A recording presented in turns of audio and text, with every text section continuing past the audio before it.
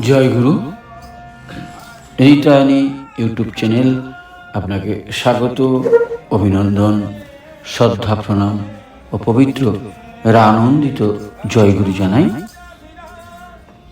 আজকে নিবেদনের আগে আমার একটা কথা আপনাদের সাথে বলতে চাই।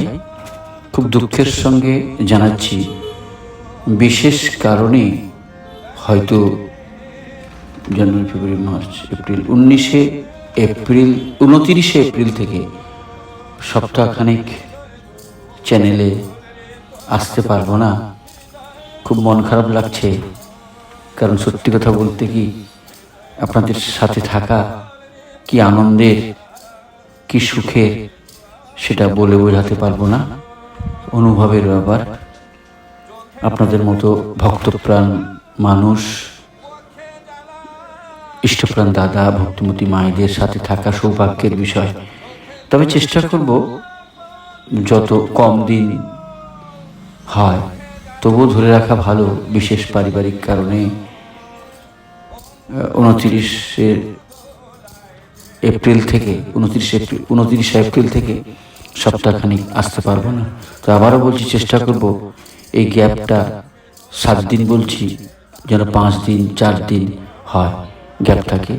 কারণ আমারও মন ছটফট করবে আপনাদের কাছে আসার, খুবই খারাপ লাগবে, আন্তরিক দুঃখিত। কিন্তু আপনারা কিন্তু আমাদের চ্যানেলে আসবেন, এটা আপনাদেরই চ্যানেল, আপনারা আছেন বলেই চ্যানেল চলছে। এই চ্যানেলে প্রায় 150-র উপরে, 200-র কাছাকাছি শ্রদ্ধেয় কালীপদ রাহাদার ইষ্টপ্রসঙ্গ রয়েছে, সেগুলো আপনারা দেখতে পারেন। এছাড়াও এই চ্যানেলে 1000-এর উপরে ভিডিও রয়েছে বিভিন্ন বিষয়ে, আর বিশেষ করে বিবাহ নীতিটা ঠাকুরের দেওয়া আছে। বিবাহ নীতি বলে আমাদের প্লে লিস্টেও রয়েছে, সেটা দেখবেন, বিভিন্ন বিষয় দেখবেন। এটা আপনাদের কাছে করজোড়ে বিনীত নিবেদন, আপনারা আসবেন, দেখবেন। ভালো থাকবেন সবাই। আপনাদের ছেড়ে থাকা সত্যি কষ্টকর, তবু চেষ্টা করব যাতে 7 দিন না হয়ে 5 দিন 4 দিন হয়। সবাই ভালো থাকবেন। আজকের নিবেদন আলোচনা প্রসঙ্গের 2য় খণ্ড, পর্ব 40তম। আজকের নিবেদন আলোচনা প্রসঙ্গের 2য় খণ্ড, 40তম পর্ব। আজ 30শে অগ্রহায়ণ 1348 বঙ্গাব্দ, সোমবার, ইংরেজি 15ই ডিসেম্বর 1941 সাল। স্থান বাঁধের ধারের তাসু, পাবনা আশ্রমে, বাঁধের ধারের তাসু। আর কালটা হলো প্রাতঃকাল। খণ্ডকালের খণ্ড চেতনায়, ক্ষুদ্র স্বার্থে, ক্ষুদ্র প্রচেষ্টায় পরিব্যাপ্ত থেকে ভিতরটা আমাদের মাঝে মাঝে হাঁপিয়ে ওঠে। মনে হয় কোথায় যেন কি তাল কেটে গেছে, বেসুরা লাগে। রসের অভাবে একটা শুষ্ক কঠোরতার বোধ মনকে নিরন্তর পীড়া দিতে থাকে। সার্থকতার পরিতৃপ্তি অন্তরের মাঝে ধরা দেয় না। সবই যেন ভূতের ব্যাগার খাটার মতো মনে হয়। স্বচ্ছন্দ বিচরণের একটা ভূমি যেন মেলে না। নৌকা যেন চড়াই ঠেকেছে, মাছ যেন জল ছাড়া হয়ে পড়েছে। প্রাণ আইঢাই করতে থাকে। মানুষ অন্তর ভরে প্রার্থনা করে, তখন কে আছো কোথায়? আমার এই জীবন মরুভূমিকে সরস করে দাও, শীতল করে দাও, সলিল করে দাও। চিরস্রোতা করে তোলো, সুখে সুধায় সার্থকতায় ভরে দাও। অনেকে এই ক্ষুদ্র খণ্ড ছিন্ন ছিন্ন জীবনের সংকীর্ণতা থেকে মুক্তি পাবার আশায় দুনিয়ার সংস্রব ত্যাগ করে ভূমার সন্ধানে ফেরে, কিন্তু বঞ্চিত হয় তারাও। তাহলে উপায় কি? পথ কোথায়? হ্যাঁ, পথ আছে, আছে উপায়। শুধু পথ নয়, উপায় নয়, গন্তব্য ও পথ, উদ্দেশ্য ও উপায় সংগ্রথিত হয়ে আছে এক সত্তায়। তাকেই বলে মূর্ত নারায়ণ, শ্রী বিগ্রহ পুরুষোত্তম। ক্ষুদ্র ও খণ্ডকালের মধ্যে বিচরণ করেও মানুষের ক্ষুদ্রতম অগণিত প্রয়োজন পূরণে পরিব্যাপ্ত থেকেও তিনি অখণ্ড ও ভূমায় চির সমাসীন। ক্ষুদ্রকে বাদ দিয়ে বৃহৎ নেই, কিন্তু ক্ষুদ্রকে যখন আমরা বৃহৎ থেকে বিচ্ছিন্ন করে দেখি, ক্ষুদ্রের জন্যই ক্ষুদ্রকে খুঁজি, তার প্রতি আসক্তি ও মোহে তার সেবায় উৎসর্গ করতে চাই নিজেদের বিরাট সত্তাকে। সেইখানেই হয় ছন্দপতন। মানুষের ভগবান তাই মানুষকে দেখিয়ে দেন কেমন করে অখণ্ড একের জন্য ক্ষুদ্র খণ্ড ছিন্ন বহুকে নিয়োজিত করে এক সূত্র সঙ্গতিতে যা কিছুকে অর্থপূর্ণ করে তুলতে হয়, তখন মানুষের সরলতার অভাব হয় না, শক্তির অভাব হয় না, হয় না অভাব শান্তির। অমৃতময় হয়ে ওঠে জীবনটা। কোথায় কানায় কানায় ভরে যায় প্রত্যেকটি কোষ অনুকোষ। দুঃখ কষ্টের দাবানলের মধ্যেও তখন ভেতরটা আরো শুষ্ক মনে হয় না। খুঁটিনাটি সবকিছুর ভেতর দিয়ে ঠাকুর আমার সবার ভেতরে এই একায়নী অমৃতোৎসারণে নিত্য নিরত, যা কিনা প্রতিটি জীবের জীবন বর্ধন ও বিবর্তনের আদিম সম্পদ। তাই চলো এই পুণ্য প্রভাতে বৃথা কালক্ষেপ না করে তোরাই তার কাছে যাই, উপাসনা করি তার। সেখানে গিয়ে দেখব, বুঝব, জানব কেমন করে সর্বসঙ্গতি সম্পন্ন সার্থক জীবন যাপন করতে হয়।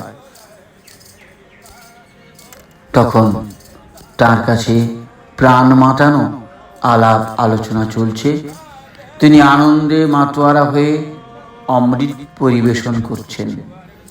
একজন জিজ্ঞাসা করছেন, মানুষকে একবার কিছু দিলে সে যেন পেয়ে বসে কেবলই চায়, তার উপায় কি? পরম দয়াল শ্রী ঠাকুর উত্তরে বলছেন সহাস্যে, সে আর বলতে, আমারও খুব দেখা আছে। তাই যাকে দাও অন্যের প্রয়োজনে তাকে দিয়ে যদি দেওয়াতে পারো, তার অভাব কিন্তু ঘুচবে না। পাওয়ার বুদ্ধি, নেওয়ার বুদ্ধি তাকে পেয়ে বসবে। আবার না করে দুঃখের কাঁদুনি গেয়েই পেতে চাইবে। তাতে তার বুদ্ধিবৃত্তি কর্মশক্তি কিছুই খুলবে না, সে পঙ্গু হয়েই থাকবে। এতে তারও লাভ নেই, তোমারও লাভ নেই, সমাজেরও কোনো লাভ নেই। তাই দেওয়ার অভ্যেস গুজিয়ে দিতে হবে, যেন তেন প্রকারেণ। দেওয়া নেওয়ার সামঞ্জস্য থাকলেই সত্তার ষষ্ঠতা বজায় থাকে। কাউকে যদি কিছু দাও, অন্যের প্রয়োজনে আবার তার কাছ থেকে নেবে, তার অ্যাক্টিভিটি বা কর্ম বাড়িয়ে তাকে তোমার স্বার্থ করে তুলতে হবে। ওই জন্যই আমি মানুষের কাছে চাই, তোমরা 5 জন আছো, যে সহজে দিতে পারে তার কাছে হয়তো চাইলাম না, যার দিন চলে না তার কাছেই হয়তো কারোর জন্য কিছু চেয়ে বসলাম, আবার খামাখাও চাই। ওই বুদ্ধি মানুষের যাতে যোগ্যতা বাড়ে। আমি দেখেছি যে নিজের ধান্দায় হয়তো হতভম্ব, দিশেহারা, পথ পাচ্ছে না, সে অন্যের অভাব পূরণে বাস্তবত যদি কিছু করে, কিছু সংগ্রহ করে, যদি দেয়, তার ভেতর দিয়ে তার যে আত্মপ্রসাদ, আত্মপ্রত্যয় গজায়, তার ফলে তার নিজেরও পথ খুলে যায়। মানুষের যদি ভালো করতে চাও, এর তোমার করাই লাগবে। তার অসামর্থ্যের প্রতি সহানুভূতি সম্পন্ন হয়ে তুমি যদি তার উপর প্রীতিকর চাপ দিতে নারাজ হও, তাহলে তার অপারগতাকেই কায়েম করে তুলবে তুমি। আবার চাইতে জানা চাই, এমন সহজ স্বাভাবিক প্রাণস্পর্শী ভঙ্গিতে চাইবে যে চাওয়ার ভঙ্গি দেওয়ার একটা উদগ্র আবেগ সৃষ্টি করে। সেই আবেগই তাকে শক্তি যোগাবে, বৃদ্ধি যোগাবে, বুদ্ধি যোগাবে। তখন যত অসুবিধাই থাক না কেন, ওই প্রচেষ্টাই তার কাছে প্রীতিকর মনে হবে। কিন্তু তুমি যদি চাওয়ার সময় কিন্তু করো, তোমার মনে যদি দ্বিধাদ্বন্দ্ব থাকে, দৈন্য ও সংকোচপীড়িত চেহারা নিয়ে যদি তার সামনে দাঁড়াও, তোমার ওই ভাবই তার মধ্যে চালিয়ে যাবে। তার প্রাণে তুমি কোনো উৎসাহ উদ্দীপনার সঞ্চার করতে পারবে না, যার প্রেরণা পারাটা তার কাছে সহজ হয়ে ওঠে। তাই ইষ্টার্থী ভিক্ষা ছিল আমাদের শিক্ষার একটা প্রধান অঙ্গ। আচার্য গিয়ে বিদ্যার্থীকে নিত্য ভিক্ষা করে আচার্যকে খাওয়াতে হতো। এতে পরিস্থিতি ও পরিবেশ সঙ্গে তাদের অভাব, প্রয়োজন ও সমস্যার সঙ্গে একটা বাস্তব পরিচিতি ঘটত। লোক ব্যবহার কি, কেমন করে কোন মানুষটির সঙ্গে চলতে হয়, বলতে হয়, হৃদ্য ব্যবহারে কেমন করে তার হৃদয় জয় করতে হয়, সে সম্বন্ধে তাদের একটা অভিজ্ঞতা জন্মাতো। আবার মানুষের বাস্তব নানা সমস্যার সমাধান কেমন করে করতে হয়, মানুষকে কেমন করে সেবায় সম্বর্ধিত করতে হয়, সে সম্বন্ধেও তারা আচার্যের কাছ থেকে নির্দেশ লাভ করে, হাতে কলমে তা করে জ্ঞানের অধিকারী হতো। তাই শিক্ষাক্ষেত্র থেকে বেরিয়ে তাদের আর বেকার থাকা লাগতো না। যে পরিস্থিতির মধ্যেই তারা পড়ুক, সেখান থেকেই বৈশিষ্ট্য সঙ্গত সেবায় পারিপার্শ্বিকের স্বাস্থ্য কেন্দ্র হয়ে বা স্বার্থ কেন্দ্র হয়ে নিজের সত্তা ও স্বার্থকে অক্ষুণ্ণ রাখত। তারা বুঝত মানুষই তাদের পরম স্বার্থ। তাই যে শিক্ষা মানুষকে লোকস্বার্থী না করে অর্থস্বার্থী ও ভোগস্বার্থী করে তোলে, তা কিন্তু ব্যর্থ হতে বাধ্য। আবার ওই ইষ্টার্থী ভিক্ষা আত্মনিয়ন্ত্রণেরও পরম সহায়ক। অমন্তর ভিক্ষায় অষ্টপাশ শিথিল হয়ে যায়। অষ্টপাশ হলো ঘৃণা, লজ্জা, মান অপমান, মোহ, দম্ভ, দেশ, পৈশূন্য। এইগুলি মানুষের সহজ ও সলিল গতিকে নিরুদ্ধ রাখে আর তার উন্নতিকে খর্ব করে তোলে। তোমাদের অনেকের যে ভিক্ষা করতে বাধো ঠেকো, তার কারণ ওই অষ্টপাশ। আবার ভরণ দীপনায় অন্যকে যে উদ্দীপ্ত, অনুপ্রাণিত ও উচ্ছল করে তুলতে পারে না, সেও মানুষের কাছে প্রাণ খুলে চাইতে পারে না। মানুষের মঙ্গল যে চায়, তার ইষ্টার্থী ভিক্ষায় সংকোচ বোধের কোনো কারণ থাকতে পারে না। কেউ অমন্তর ভিক্ষা করতে পারে না, তার মানে অষ্টপাশ থেকে ঘিরে আছে কিংবা ভিক্ষা দিতেও সে কৃপণ, সে কথা তো সে বলবে না। অজুহাত দেখাবে, মানুষের অভাব অসুবিধার কথা বলে, যেন সে কতই দরদি তাদের। আরে মানুষের কি অবস্থা তা কি আমি জানি না? আর জানি বলেই তো আরো বেশি করে বলি। ও ছাড়া যে তাদের যোগ্য করে তোলার পথ নেই। ফল কথা, এই অষ্টপাশকে যদি না কাটাই, কার্পণ্যকে যদি অপসারিত না করি, তোমরা তেলাপোকার মতোই ছোট্টটুকু হয়ে থাকবেও, এবং সে জীবনের সর্বক্ষেত্রে। আবার সংগ্রহের বেলায় এটাও লক্ষ্য রাখবে, যাতে যার কাছে যতটুকু নিচ্ছ তার 1000 গুণ তাকে আপূরিত করে তুলতে পারো। তাকে বুদ্ধি দেবে, বল দেবে, ভরসা দেবে, এমনতর যোগাযোগ সৃষ্টি করে দেবে যাতে সে ক্রম উচ্ছল হয়ে ওঠে। তাহলে তোমার পাওয়ার উৎস শুকিয়ে উঠবে না। অফুরন্তভাবে তার কাছ থেকে অবশ্য পাওয়ার প্রত্যাশা নিয়ে কিছু করতে যেও না। এখানেও ওই দেওয়া নেওয়ার সঙ্গতি চাই। বরং মানুষকে দেওয়া, তার জন্য করা, এইটাই যে ডাইনের দিক থেকে। নিজেরা এই বুদ্ধি নিয়ে চলো, সবার মধ্যে এই বুদ্ধি ঢুকিয়ে দাও, তখন দেখবে দারিদ্র ব্যাধির কাম ফর্সা। তখন দেখবে কেউ সর্বহারা থাকবে না, আর তাদের জন্য দাবি দেওয়ার আন্দোলনও করা লাগবে না। ইন্দু বসুদা জানতে চাইলেন, আমাদের আয় ও প্রয়োজন এই দুইয়ের মধ্যে তো সামঞ্জস্য নেই, তাই যতই হিসেব করে চলি না কেন কিছুতেই তো পেরে উঠি না। উত্তরে পরম প্রেমময় শ্রী দয়াল ঠাকুর বলছেন, তোমার উপার্জনেই তোমার প্রদর্শিত যোগ্যতা ও কর্মশক্তির মাপকাঠি। এতে বোঝা যায় তুমি কতখানি করেছ, কতখানি যোগ্যতা দেখিয়েছ। সেই অনুযায়ী প্রয়োজন অনুরূপে উপার্জনের জন্য আরো কতখানি করতে হবে, হতে হবে, তাও বুঝতে পারো। অফুরন্ত সম্ভাবনা তোমাদের মধ্যে ঘুমিয়ে আছে, তাকে যদি জাগ্রত করে না তোলো তাহলে হবে কেন? একটা পরিবার কেন 10 থেকে বা 20টি পরিবার প্রতিপালন করার মতো ক্ষমতা তাদের মধ্যে আছে, তা যদি কাজে না খাটাও তাহলে টের পাবে কি করে? শুধু নিজের পরিবারের কথাই ভাবো, তাই ওই ছোট্ট পরিবারটা চালাতেই হিমশিম খেয়ে যাও।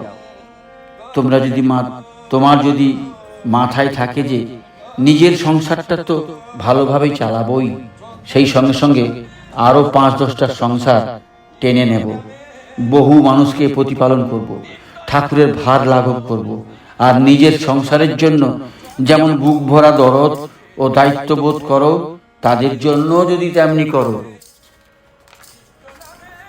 নিজেকে যদি সেইভাবে ভাবিত করে তোলো, তাহলে দেখবে ওই আর্ট বা আকুতি তোমার অ্যাক্টিভিটি বা কর্মশক্তি ও এফিসিয়েন্সি, দক্ষতা বাড়িয়ে তুলবে। নিজের সংসার চালাতে কষ্ট তো হবেই না, আরো 5 জনকে সম্ভব মতো সাহায্য করতে পারবে। এটা ঠিক জেনো, নিজের বৃহত্তর পরিবেশকে যদি সুস্থ স্বাস্থ্য রাখার দায়িত্ব গ্রহণ না করো, লাখো চেষ্টা করেও তুমি তোমার পরিবারকে ভালোভাবে রাখতে পারবে না। নিজেকে ছোট করে ভেবেই তো ঠকে যাও। মনে রেখো, তুমি তোমার ইষ্টে, তাই তুমি সবার, কারণ সকলের জন্যই তিনি। আবার তুমি যদি সকলের হও, সবাই তোমার। তোমার কি কোনো ইতি আছে, ইয়ত্তা আছে যে তুমি থেমে যাবে? ঘরে ঘরে তোমার পরমাত্মীয়, দেশে দেশে তোমার ভাই বন্ধু, মানুষের হৃদয়ে হৃদয়ে তোমার বাড়িঘর, সকলের ক্ষেত খামার, গোলায় তোমার খাবার অন্ন। তোমার আবার পরোয়া কিসের? তাই বলি, অভাব কিছুরই নেই। অভাব আছে শুধু ভাবে। ভাব মানে চিন্তা নয়, হওয়া। ইষ্টে তোমার ভাব হোক, অর্থাৎ তুমি সক্রিয়ভাবে ইষ্ট সর্বস্ব হয়ে ওঠো। আর সেই সঙ্গে সঙ্গে ইষ্টের যারা তারা তোমার আপন হয়ে উঠুক। বাস্তবে দেখবে মা লক্ষ্মী তোমার সুসার করতে নিজ হতেই এগিয়ে আসবেন। বলতে বলতে শ্রী ঠাকুরের চোখ মুখ আবেগে স্ফীত, বিস্ফোরিত ও আরক্তিম হয়ে উঠেছে। প্রত্যেকটি কথার মধ্যে তীব্র প্রেরণার তড়িৎ স্পর্শ, এক বিশাল অনুভূতি সবার অন্তর পরিপ্লাবিত করে তুলেছে। নির্বাক বিস্ময়ে ভাবমুগ্ধ দৃষ্টিতে সবাই চেয়ে আছেন তাঁর পানে। সে চোখের ভাষায় লিপিবদ্ধ আছে আনন্দ, কৃতজ্ঞতা, অনুরাগ, আনুগত্য। হরিপদ সাহাদা তামাক সেজে দিলেন। শ্রী ঠাকুর অন্যমনস্কভাবে তামাক খাচ্ছেন। হঠাৎ লক্ষ্য পড়ল যে ডান হাতের একটা আঙ্গুলের একটা নখের কোনো একটু উঠে আছে, দুটো পা সমান নেই। তখনই প্যারিদাকে নরুন আনতে বললেন। প্যারিদা নরুন এনে দুটো পা সমান করে দিলেন। চাঁপার কলির মতো চারু গঠন ও আঙ্গুলগুলির সুঠাম সুন্দর, তার প্রতিটি অঙ্গ প্রত্যঙ্গ সেবকগণ যারা ওই নয়ন লোভন নিখিল পুণ্যালয় তিলক পাবন দিব্য বড় বপু স্পর্শ করার অধিকার পেয়েছেন, তারা কতই না ভাগ্যবান। রোদ উঠে গেছে। ধীরে ধীরে আরো লোকজন এসে শ্রী ঠাকুরকে প্রণাম করে যার যার মতো বসে যেতে লাগলেন। একটি মা তার নিজের আনিত একখানি আসন এক পাশে পেতে বসলেন।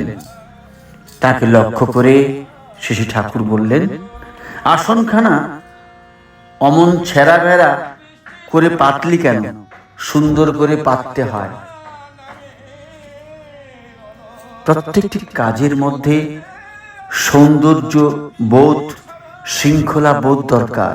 সামান্যতম ব্যাপারও যদি এলোমেলো রকম থাকে তাহলে ওই অভ্যেস অন্য ব্যাপারেও চালিয়ে যায়, তাই ওটা ভালো না। তারপর তোরা মা, তোদের দেখেই তো ছাওয়াল পাওয়াল শিখবে। তোদের খুব হুঁশিয়ার হওয়া লাগে।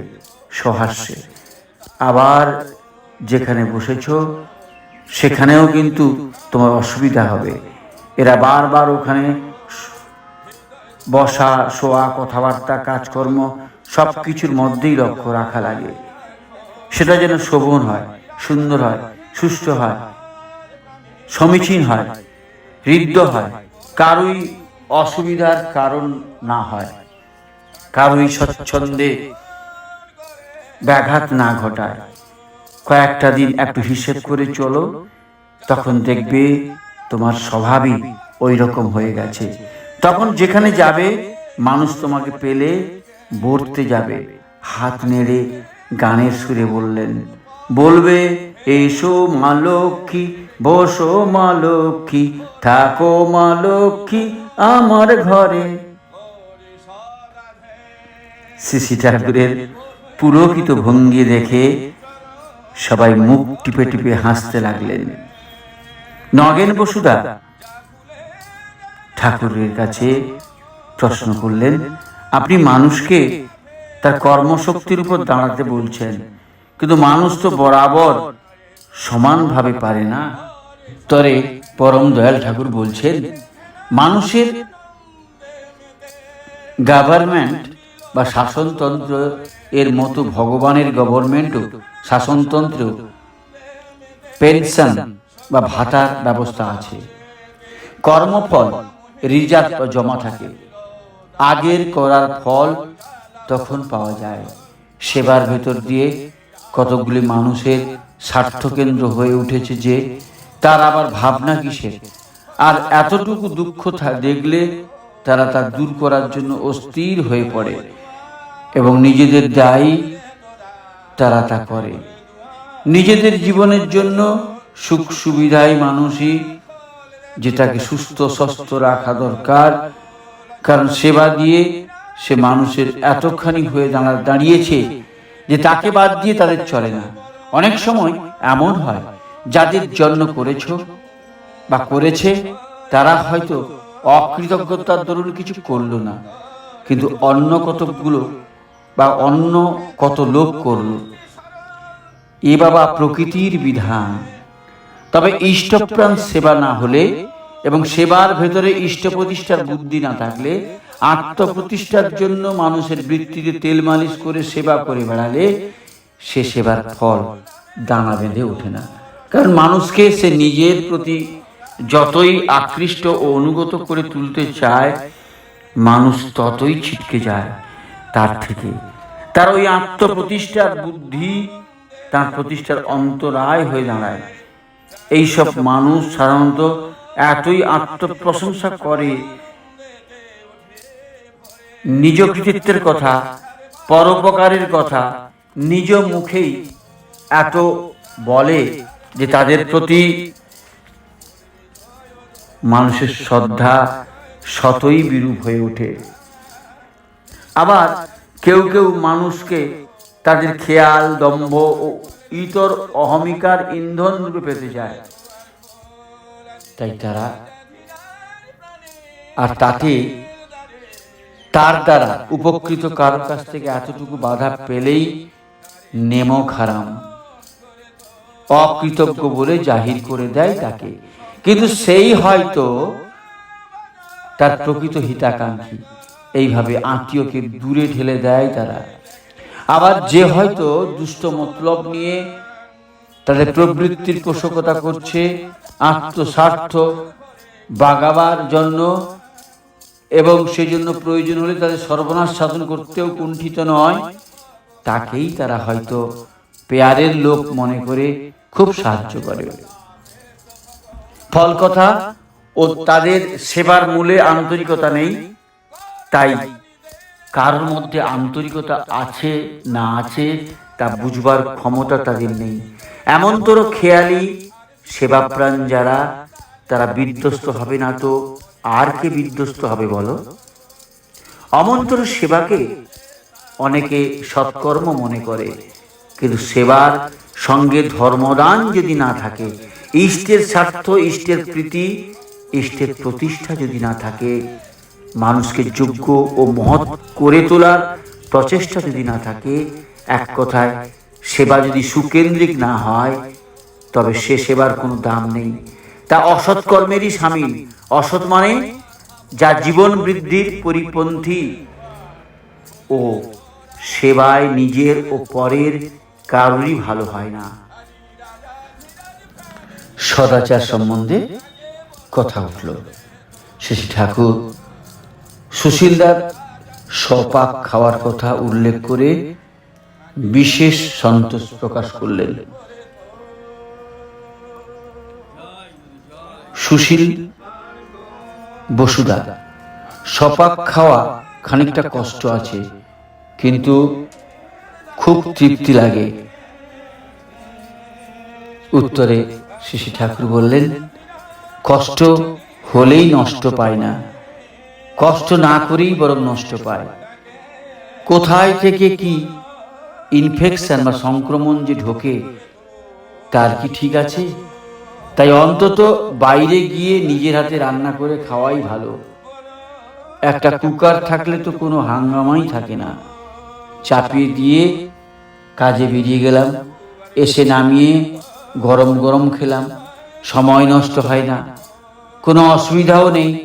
অনেকে এই কুকার চাপানোটাকে কঠিন কাজ মনে করে, সে শুধু অনভ্যাসের ফল। ফল কথা, যা কিছু করণীয় সবই অতি সহজ।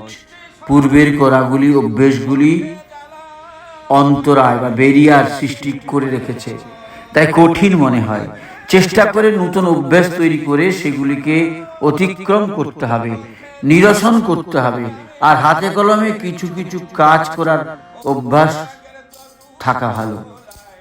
ওতে নার্ভ, স্নায়ু বা ম্যাসেল বা পেশি ইত্যাদি নিয়ন্ত্রিত হয়, অন্যের সাহায্য নিরপেক্ষ হয়ে চলার অভ্যেসটা ধীরে ধীরে গজিয়ে ওঠে।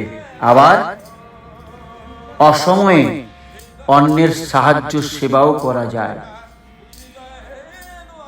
অনেকে এমন আছে যে প্রয়োজন মতো একটা স্টোভ ধরিয়ে একটা রোগীকে একটু বার্লি জাল দিয়ে দিতে পারে না, অথচ তারা হয়তো খুব শিক্ষিত। কিন্তু শিক্ষিত লোক বলতে আমি তো বুঝি কাজের লোক, যে নানা পরিস্থিতি ও পরিবেশের মধ্যে পড়ে নিজেকে খাপ খাইয়ে নিতে পারে উপযোগীভাবে, সম্বর্ধনী রকমে। আবার যেখানে প্রয়োজন পরিস্থিতি ও পরিবেশকেও নিয়ন্ত্রণ করতে পারে এমন তর রকমে। তাই আমি বলি নিত্য বেদাভ্যাসের কথা। বেদাভ্যাস মানে শুধু পড়া নয়, জানার অভ্যেস। চলতি প্রয়োজনীয় কাজগুলি অভ্যেস করা, আয়ত্ত করেও এই বেদাভ্যাস অন্তর্গত। কোথায় কোথায় নগেনদা বললেন, সুশীলদা তার ব্যবহার দিয়ে আমায় জয় করেছে।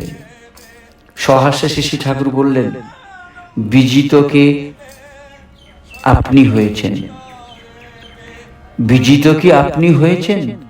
আমি আপনাদের যেমন জয় করেছি, সুশীলদাও তেমনি জয় করেছে। আপনারা খুশি হয়েছেন এই পর্যন্ত। জয় করলে হ্যাবিট বা অভ্যেসগুলি, বিহেভিয়ার, ব্যবহারে আজ আকুতি বদলে যায়। আগুন যাতেই লাগুক তাই আগুন হয়ে ওঠে। এরপর শ্রী ঠাকুর পায়খানায় গেলেন। পরে এসে মাতৃ মন্দিরে বসেছেন। দখল প্রামাণিককে, গ্রামের একজন বৃদ্ধ মুসলমান, দেখেই শ্রী ঠাকুর সোল্লাসে বলে উঠলেন, ও পরমাণিক, কেমন আছো? আসো আসো আসো, তোমারে যে দেখবে পাই না। দখল বলছেন, আর ঠাকুর, কাজ কামে ব্যস্ত থাকি, সময় পাইয়ে উঠি না। শ্রী ঠাকুর বলছেন, তুমি বুড়ো হইছ, তোমার অত কাজ কাম দিয়ে কি হবি? এখানে আসবা, গল্প সল্প করবা, আড্ডা মারবা, বোঝো না তুমি? তুমি আসলে ভালো লাগে, সুখ দুঃখীর কথা টথা কোয়া যায়। দখলের গায়ে একটা গেঞ্জি, কাপড়ের খোট গায়ে, বুড়ো মানুষ, শীতে একটু একটু কাঁপছে। শ্রী ঠাকুর বলছেন, তোমার চাদর নেই? দখল বলছে, চাদর পাবো কনে? শ্রী ঠাকুর বললেন, আমারে কও না কেন? হরেনকে ডাক, মানে হরেন ভদ্রকে। হরেনদাকে ডাকা হলো। হরেনদা আসতেই শ্রী ঠাকুর বললেন, পরামানিকের জন্য ভালো একখানা চাদর নিয়ে এসোগে, দেখে শুনে আনবা। হরেনদা পাবনা বাজারে যাবার জন্য প্রস্তুত হলেন। শ্রী ঠাকুর একটু পরে কারখানার দিকে বেড়াতে বেরোলেন। সঙ্গে দু চারজন রইলেন। ইন্দু মিস্ত্রি একখানা চেয়ার বানাচ্ছিলেন। চেয়ারটা দেখেই শ্রী ঠাকুর বললেন, হাতলটা উঁচু হয়েছে, আর পেছন দিকটা যদি একটু স্ল্যাটিং বা হেলান করে দিস, তাহলে হেলান দিতে আরাম হবে। সুন্দর করে করবি, ভালো করে সিরিজ দিবি, বার্নিশ করবি, যে তোর চেয়ার দেখবে সেই যেন তারিফ না করে পারে না। ইন্দু মিস্ত্রিরা খুশি হয়ে জোরসে কাজে লেগে গেলেন। শ্রী ঠাকুর সেখানে থেকে ফিরলেন। রাস্তার পাশে একটি মায়ের ঘর। শ্রী ঠাকুর তার ঘরের কাজ দিয়ে যাবার সময় বললেন, কিরে, ছাইগুলি ওখানে ফেলেছিস? ওখান থেকে তো পায়ে পায়ে তোর ঘরে গিয়ে ঢুকবে, আর ওখানে থাকলে রাত্রিবেলায় যারা অন্ধকারে পথ চলে তাদের অসুবিধা হবে, সরিয়ে ফেল। মাটি লজ্জিত হয়ে তাড়াতাড়ি ছাই সরাতে গেলেন। শ্রী ঠাকুর এসে খেপুদার বারান্দায় বসলেন। শ্রী ঠাকুর কানুকে ডেকে জিজ্ঞাসা করলেন, পড়া শোনা কেমন হচ্ছে রে? কানু বলছে, ভালোই। শ্রী ঠাকুর বলছেন, খুব ভালো করে পড়ো, ফার্স্ট ডিভিশনে পাস করা চাই। ডাক আসার পর ভবানীদা কতগুলি চিঠি এনে শ্রী ঠাকুরকে দেখালেন। শ্রী ঠাকুর কতগুলি চিঠি সম্বন্ধে সংক্ষেপে নির্দেশ দিয়ে বললেন। ভবানীদা সেগুলি পাশে টুকে নিলেন। এরপর শ্রী ঠাকুর স্নানে গেলেন। আজ এই পর্যন্ত। আবার আগামী পর্বে 41তম পর্বে দেখা হবে। ভালো থাকবেন। পরম প্রেমময় শ্রী ঠাকুরের রাতুল চরণে আপনার এবং আপনার পরিবারের সবার সার্বিক মঙ্গল কুশল প্রার্থনা করি। জয় গুরু। বন্দে পুরুষোত্তম।